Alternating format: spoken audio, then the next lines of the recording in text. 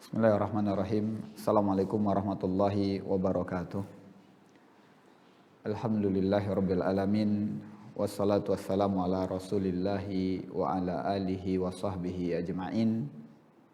Allahumma salli wa sallim wa barik ala nabiyyina wa habibina Muhammad wa ala alihi wa ashabihi ajma'in. Kaum muslimin, para pemirsa yang semoga dirahmati oleh Allah Subhanahu wa taala.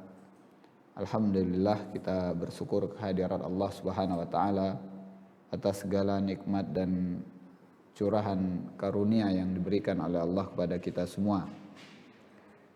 Kemudian selawat serta salam marilah kita sampaikan kepada Nabi kita, Nabi Muhammad sallallahu alaihi wasallam.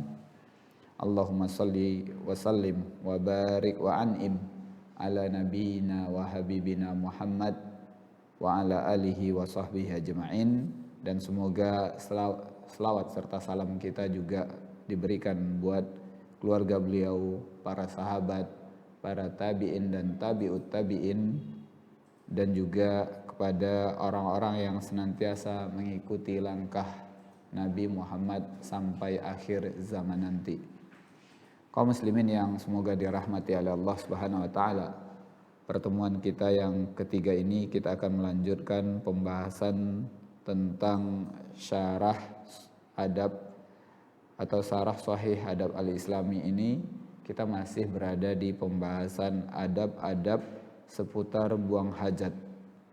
Karena masih ada beberapa adab yang belum terselesaikan pada pertemuan yang sebelumnya.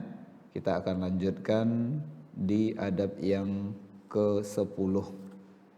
Adab yang ke-10 di sini beliau sebutkan tentang larangan buang hajat di masjid. Larangan buang hajat di masjid. Penulis di sini membawakan hadis yang terdapat di dalam kitab Sahihain atau Sahih Bukhari dan Muslim. Beliau membawakan hadis yang mungkin sudah masyhur di kalangan kaum muslimin, yaitu hadis seputar kisah di mana ketika Nabi SAW beserta para sahabat duduk di masjid, bermajelis di masjid, kemudian tiba-tiba ada seorang Arabi atau seorang Badui yang datang ke masjid, kemudian buang air kecil di masjid. Jadi hadis inilah yang beliau bawakan sebagai dalil bahwasanya tidak bolehnya seseorang buang hajat atau buang air besar ataupun buang air kecil di masjid. Ya, wa fi sahihain an Anas bin Malik radhiyallahu anhu qala bainama nahnu fil masjid ma'a Rasulillah sallallahu alaihi wasallam idza jaa a'rabi. Jadi kata Anas bin Malik, ketika kami bersama Nabi sallallahu alaihi wasallam di masjid, kemudian datang seorang A'rabi, yaitu orang Arab pedalaman, kemudian yabulu fil masjid. A'rabi tersebut buang air kecil di masjid. Kemudian faqala ashabu Rasulillah sallallahu alaihi wasallam mah. Jadi di saat itu para sahabat mengatakan kepada atau berkata mah ini maknanya adalah mahadha. Apa ini maksudnya? Mereka terheran, kenapa kok A'rabi ini masuk masjid kemudian buang air kecil di masjid. Kemudian Nabi SAW berkata, qala Rasulullah SAW la tuzilu bauluhu. Jadi Nabi SAW mengatakan jangan kalian ganggu atau jangan kalian hentikan dia buang air. Kemudian Nabi SAW membiarkan terlebih dahulu orang Badui tersebut menyelesaikan hajatnya. Kemudian barulah Nabi SAW memanggil orang tersebut. Faqala lahu. Jadi Nabi mengatakan kepada orang tersebut, bahwasanya Nabi menjelaskan kepada A'rabi tersebut atau kepada orang Badui tersebut bahwasanya ini adalah masjid. Beliau mengatakan kepada A'rabi tersebut bahwasanya ini adalah masjid. Dan masjid ini digunakan untuk beribadah kepada Allah Subhanahu wa taala. Jadi Nabi SAW menerangkan kepada orang tersebut dengan cara yang sangat lembut bahwasanya ini adalah masjid yang digunakan untuk beribadah, untuk sholat dan sebagainya. Kaum muslimin yang dirahmati oleh Allah Subhanahu wa taala, dari kejadian ini bisa kita ambil pelajaran bagaimana Rasulullah sallallahu alaihi wasallam bermuamalah dengan kaum muslimin atau dengan manusia kala itu.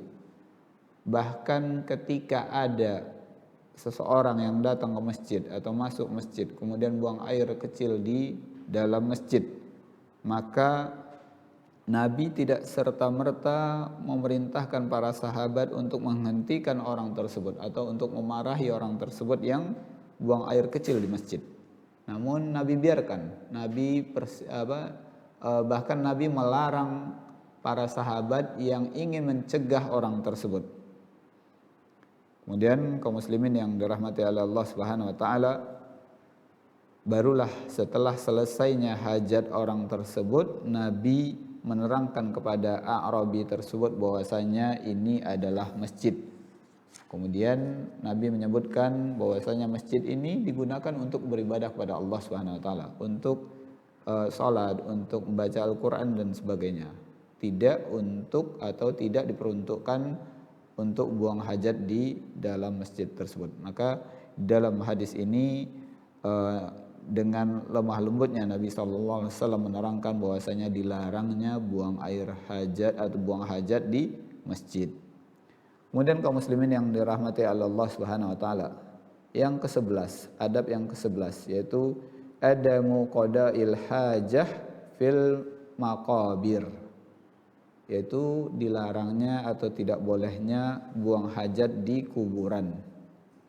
Kaum muslimin yang dirahmati oleh Allah Subhanahu wa taala, kuburan kaum muslimin adalah tempat dikebumikannya kaum muslimin di situ. Tentu tidak layak bagi seorang muslim untuk buang hajat di kuburan.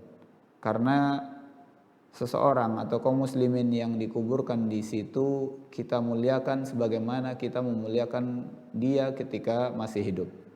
Maka oleh sebab itu dilarang seseorang untuk buang hajat di kuburan.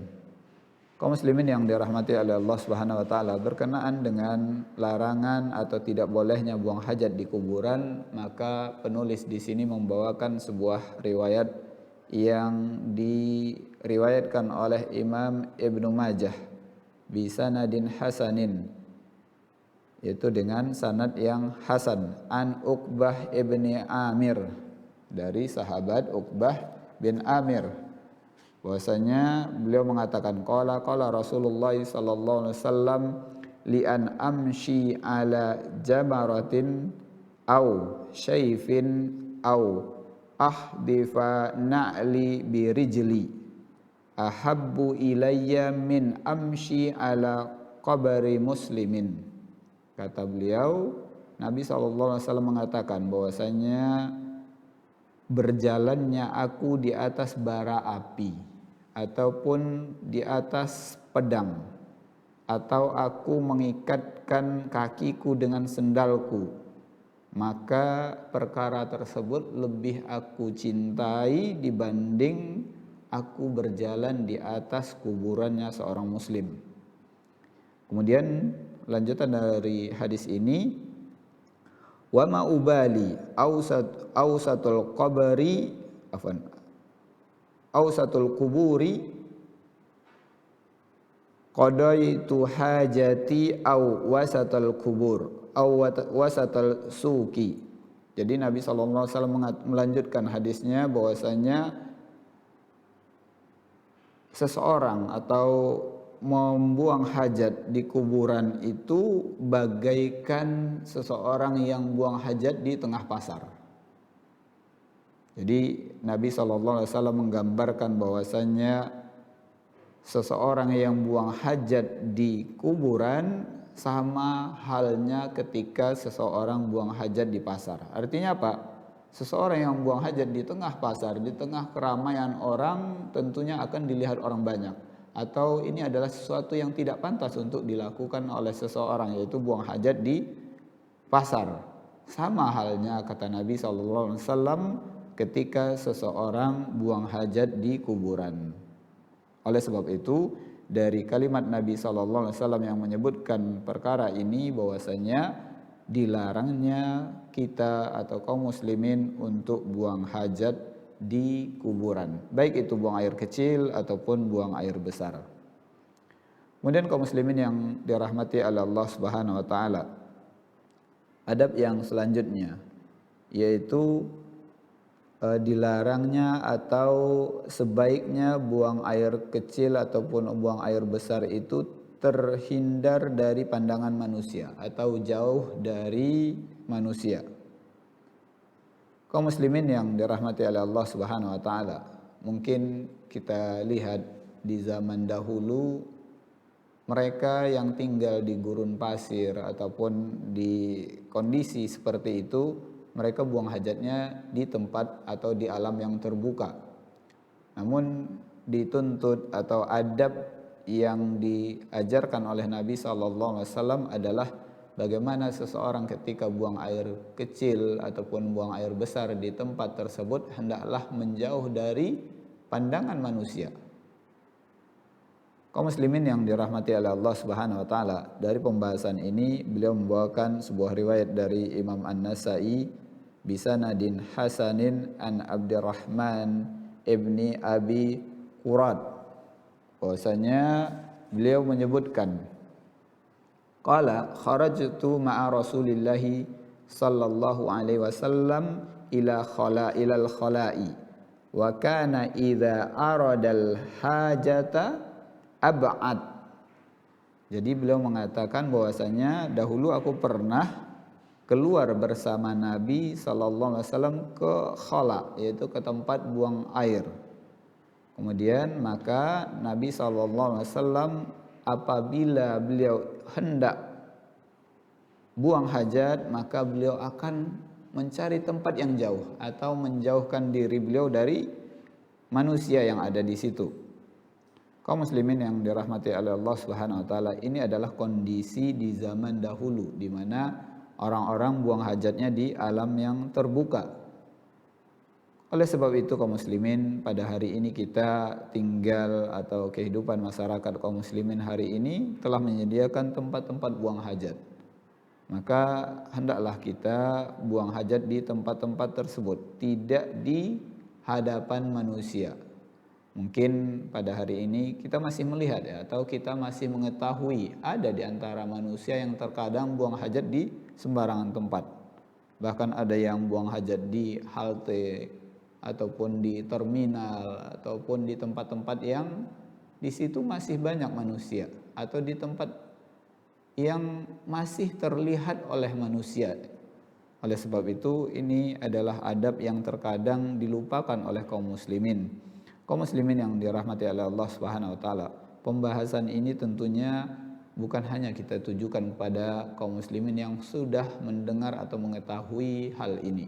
Namun sebaiknya juga kita sedikit demi sedikit kita sampaikan kepada saudara-saudara kita yang mungkin masih terbiasa untuk melalaikan adab-adab buang hajat tersebut. Karena di tempat-tempat umum masih terlihat atau masih kita ketahui adanya orang-orang yang masih buang hajat di sembarangan tempat atau di tempat-tempat yang terlihat oleh orang-orang banyak.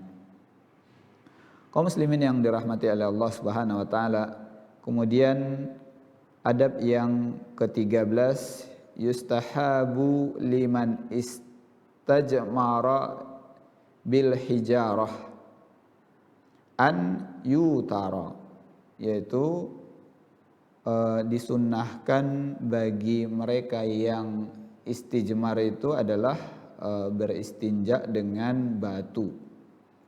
Hendaklah dia menggunakannya dengan 3 atau dengan witir. Maka beliau di sini membawakan pembahasan ini dari hadis yang disampaikan oleh Abu Hurairah yang terdapat di dalam Sahihain, anna Rasulullah sallallahu alaihi wasallam qala idza tawaddaa ahadukum fal yujmal fi anfihi summa liyanshura wa mastajmara fal yutira.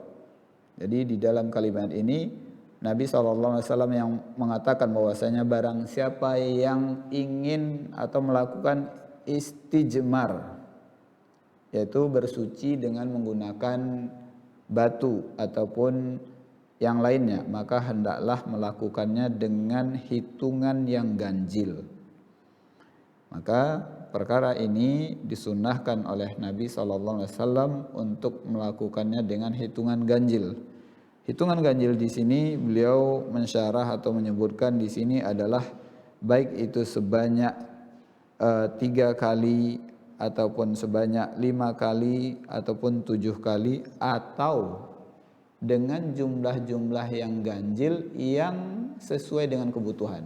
Misalkan kalau seandainya dengan melakukan sebanyak 3 kali belum selesai atau masih ada sisa-sisa kotoran, maka hendaklah melakukannya dengan jumlah atau hitungan 5. Kalau memang masih membutuhkan untuk tambahan agar lebih bersih lagi, maka silakan menambahnya, namun diusahakan tetap dengan hitungan yang ganjil.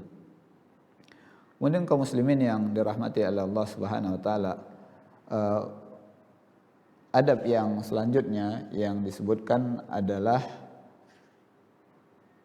bahwasanya dilarangnya beristijmar dengan menggunakan kotoran ataupun tulang ataupun dengan makanan.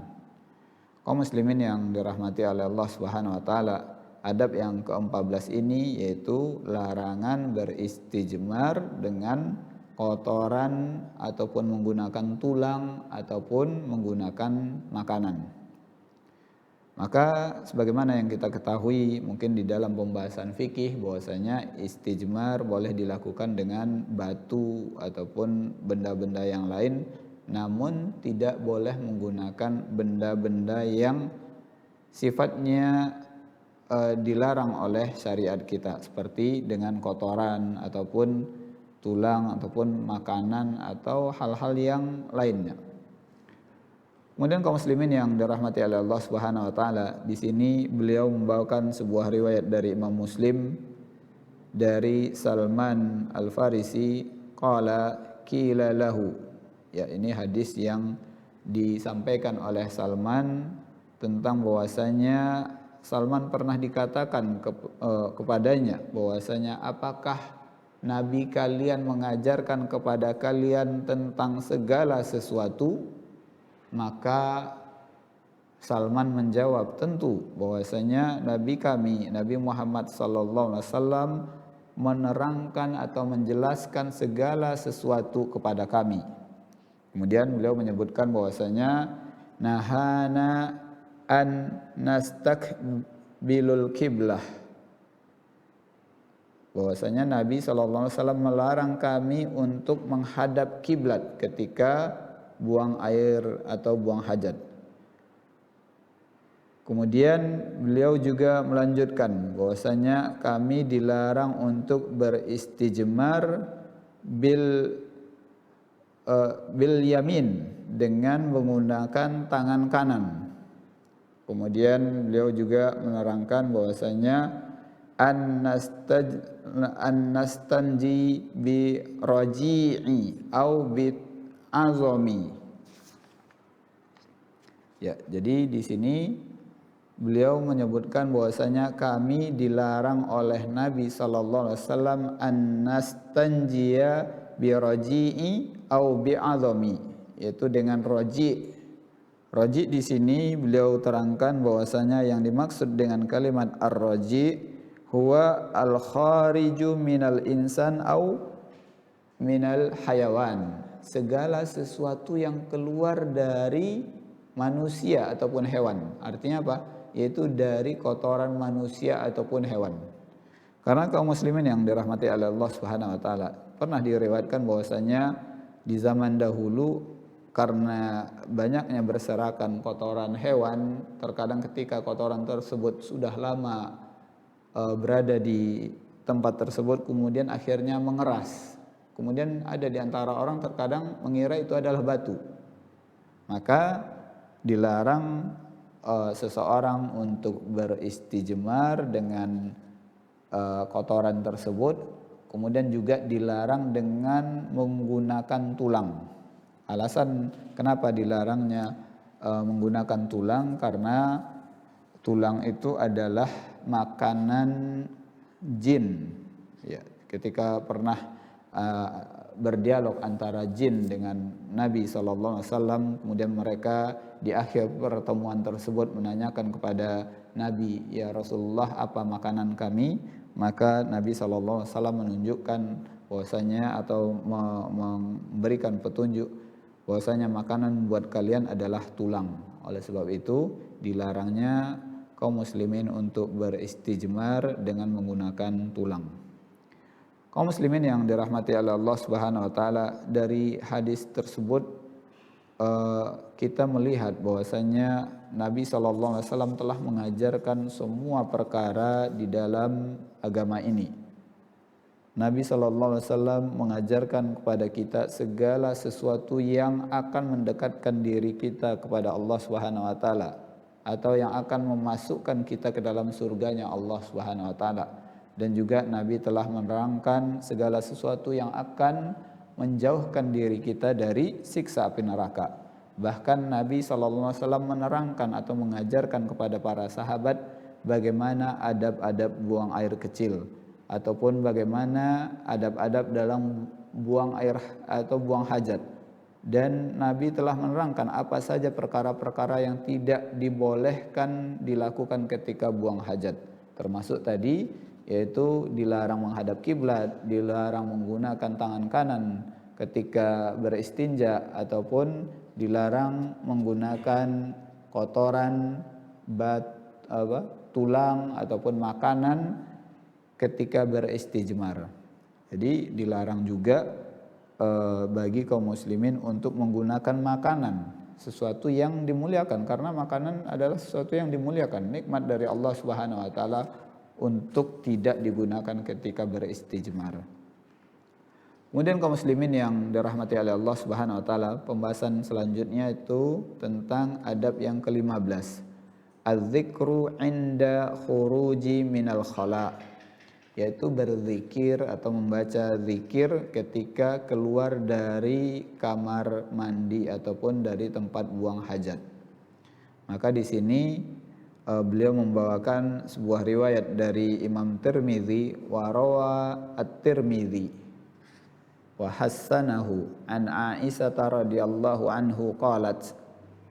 Hadis ini diriwayatkan oleh sahabiyah yaitu Ummul Mukminin Aisyah radhiyallahu anha qalat, kana Nabi sallallahu alaihi wasallam idza kharaja minal khala'i, kalau Nabi SAW keluar dari khala atau dari tempat buang hajat, qala ghufranaka, maka Nabi mengatakan kalimat ghufranaka atau membaca zikir dengan kalimat ghufranaka. Kaum muslimin yang dirahmati oleh Allah Subhanahu wa taala, ini adalah bentuk zikir yang diajarkan oleh Nabi SAW kepada umat beliau ketika kita keluar dari tempat buang hajat, ataupun sebagaimana pembahasan yang kita sebutkan pada pertemuan sebelumnya, bahwasanya kalaupun misalkan ada seseorang yang buang hajat, misalkan ada seorang yang buang hajat di tempat tidurnya dikarenakan sakit, maka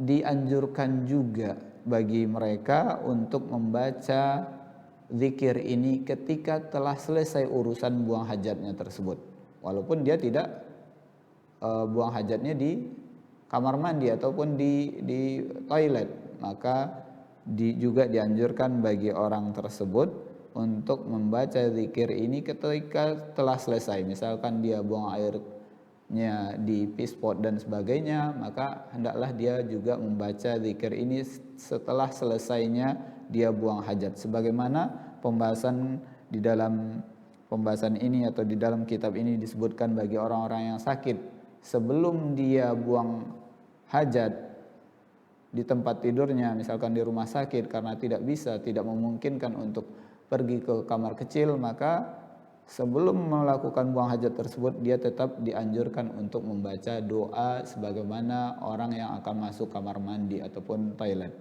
Allahumma inni a'udzubika minal khubuthi wal khaba'is.